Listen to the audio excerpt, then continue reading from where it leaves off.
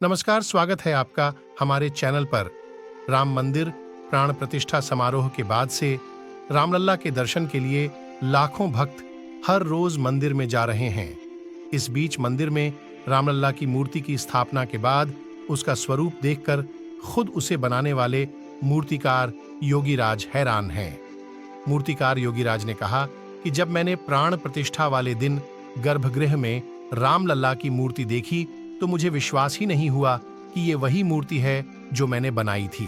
यानी मूर्ति बनाने वाले कारीगर का कहना है कि मैंने जो मूर्ति बनाई थी वह दिखने में अलग थी और प्राण प्रतिष्ठा होने के बाद यह मूर्ति बिल्कुल अलग दिखाई दे रही है।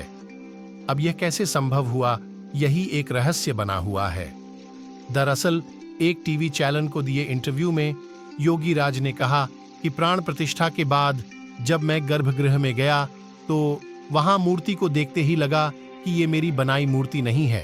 उन्होंने कहा कि मूर्ति का स्वरूप एकदम बदला सा लग रहा था, जैसे मानो उस मूर्ति में जान आ गई हो। और यह बात सच भी है, क्योंकि हम देख सकते हैं जब योगीराज ने मूर्ति बनाई थी तो कुछ ऐसी दिखाई देती थी, लेकिन अब जब प्राण प्रतिष्ठा हो चुकी है तो इसकी इमेज कुछ इस प्रकार है। मूर्ति में देखा जा सकता है कि इनकी बनावट अलग अलग है। प्राण प्रतिष्ठा होने के बाद मूर्ति में एक अलग ही निखार दिख रहा है।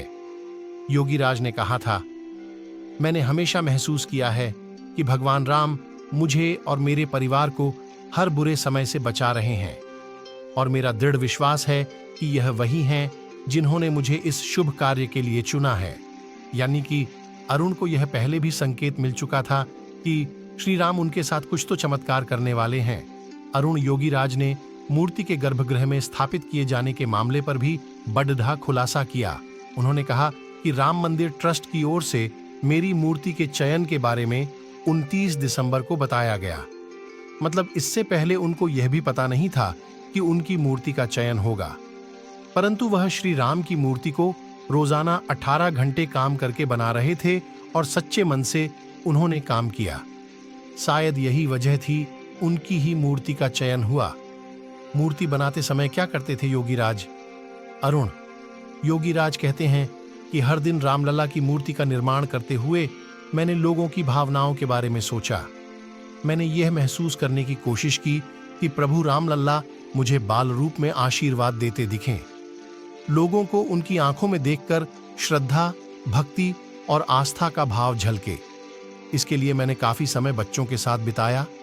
उनकी मुस्कान के समय उनकी आंखों में आती चमक को समझने की कोशिश की। उनके गालों पर आने वाले उभारों को महसूस किया। इसके आधार मूर्ति को फिनिशिंग टच दिया गया है।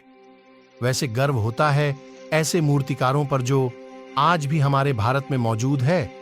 आपका इस मूर्ति पर क्या मानना है?